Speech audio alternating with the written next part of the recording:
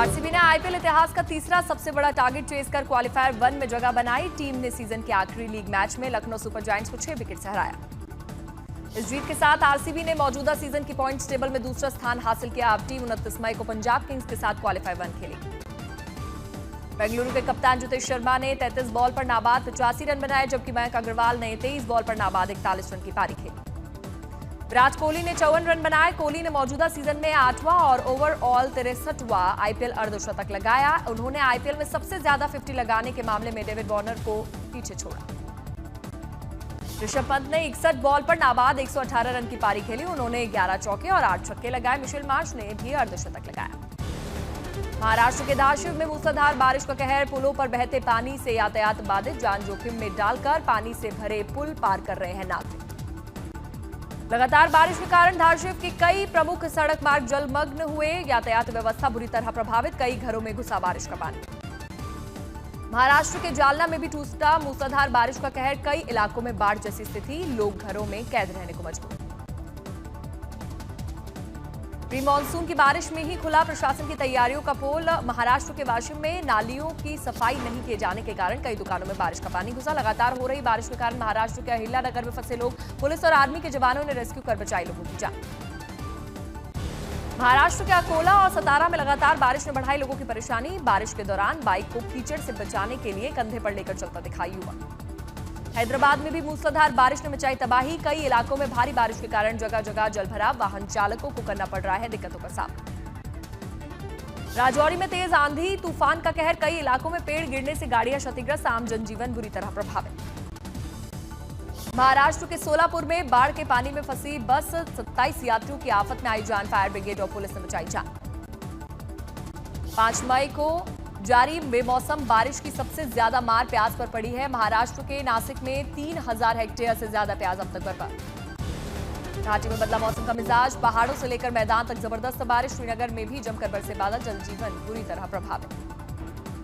पश्चिमी भारत में मानसून की एंट्री के बाद अब पूर्वी भारत की बारी। बंगाल की खाड़ी के उत्तर पश्चिम में बन रहा साइक्लोन। केरल के कन्नूर में भारी बारिश हुई। कई इलाकों में पेड़ गिरे। रास्ते बंद होने के कारण आवाजाही बुरी तरह प्रभावित। कलबुर्गी में हुई भारी बारिश ने दर्जनों दुकानदारों की छीनी रोजी रोटी। सुपरमार्केट के गिरने से दुकानदार परेशान। कर्नाटक के सकलेशपुर में भारी बारिश से टूटी कई सड़कें और पुल। नेता प्रतिपक्ष आर अशोक ने प्रभावित इलाकों का दौरा किया। ऑपरेशन सिंदूर के बाद पाकिस्तान को दुनिया के सामने बेनकाब करने के लिए डीएम के सांसद कनिमोजी के नेतृत्व में सर्वदलीय प्रतिनिधिमंडल ग्रीस पहुंचा। दक्षिण अफ्रीका के जोहान्सबर्ग में एनसीपी एससीपी सांसद सुप्रिया सुले ने पहलगाम हमले की जिक्र करते हुए कहा, यह भारत की आत्मा पर हमला था, इसलिए दुनिया को सच बताना होगा कि हम आतंकवाद को बर्दाश्त नहीं करेंगे। अनुराग ठाकुर ने भी पहलगाम हमले का जिक्र करते हुए कहा, जब पाकिस्तान ने 15 दिन तक की कोई कार्रवाई नहीं की तो जो भारतीय सेना ने किया वो अपने आप में कमाल था। सिंगापुर में विदेश एवं गृह राज्य मंत्री के साथ भारतीय प्रतिनिधिमंडल की बैठक। जेडीयू सांसद संजय कुमार झा ने कहा कि भारत हर आतंकी हमले का देगा मुंह तोड़ जवाब। बीजेपी सांसद रविशंकर प्रसाद के नेतृत्व में सर्वदलीय प्रतिनिधिमंडल ने भारत फ्रांस मैत्री समूह और विदेश मामलों एवं रक्षा समिति के सीनेटर से मुलाकात की। बिहार विधानसभा चुनाव से पहले बिहार को विकास की सौगात देंगे प्रधानमंत्री नरेंद्र मोदी। 29 से 30 मई को बिहार दौरे पर रहेंगे पीएम मोदी। 29 मई की शाम पटना में पीएम मोदी का 5 किलोमीटर लंबा रोड शो। पटना एयरपोर्ट से लेकर पटना बीजेपी दफ्तर तक पीएम का रोड शो। बीजेपी नेता समेत समर्थक होंगे शामिल। 29 मई को पटना एयरपोर्ट के नए टर्मिनल का उद्घाटन समेत बिहटा एयरपोर्ट का शिलान्यास करेंगे पीएम मोदी। पुलिस और सुरक्षा एजेंसियों ने तैयारियों का लिया जायजा।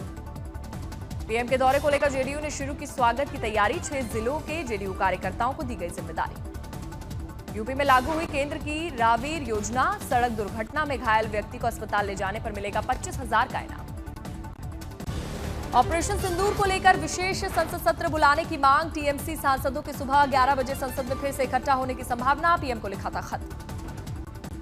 ऑपरेशन सिंदूर पर भारतीय डेलीगेशन का कूटनीतिक दौरा जारी। डेलीगेशन ने साफ किया कि भारत किसी भी परमाणु ब्लैकमेल को बर्दाश्त नहीं करेगा।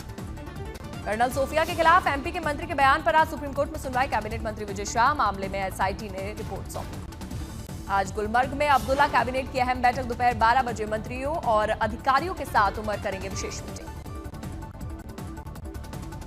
पहलगाम हमले के बाद पर्यटन को बढ़ाने के लिए पहलगाम पहुंचे CM Omar Abdullah. Travel operators और पर्यटकों से की खास बातचीत। ऑपरेशन सिंदूर पर बीएसएफ ने जारी किए 3 वीडियो, आतंकी लॉन्च पैड की तबाही के सबूत, सिंदूर के नाम पर पोस्ट के नाम पर प्रस्ताव। मुजफ्फरपुर में कांग्रेस ने निकाली जय हिंद यात्रा, बड़ी संख्या में जुटे लोगों ने सेना के पराक्रम को किया सलाम, लगाए भारत माता के जयकारे। चेन्नई में ऑपरेशन सिंदूर की सफलता पर बीजेपी ने निकाली तिरंगा यात्रा, मां भारतीय के रूप में नजर आई स्कूली बच्चियां। कैबिनेट मीटिंग के बाद पहलगाम में पर्यटन से जुड़े लोगों से सीएम उमर अब्दुल्ला की मुलाकात, पहलगाम की सड़कों पर साइकिलिंग की, कहा पर्यटन को नहीं रोक पाएगा आतंकवाद। दिल्ली की सीएम रेखा गुप्ता ने 1984 के सिख दंगों के पीड़ितों को दी सौगात, नियुक्ति पत्र पाकर पीड़ितों के खिले चेहरे। राजस्थान में फिर बढ़ा कोरोना का खतरा, देश भर में बढ़ते कोरोना केसों के बीच राजस्थान में भी अलर्ट, मंगलवार को प्रदेश में कोरोना के नए केस सामने आए। लखनऊ में कोरोना के नए सब वेरिएंट JN1 का नया मरीज पाया गया, उत्तर प्रदेश में पिछले 24 घंटे के भीतर कोरोना के 10 नए मामले आए सामने। गाजियाबाद में कोविड-19 के 2 नए मामले आए सामने, प्रशासन ने सतर्क रहने की अपील।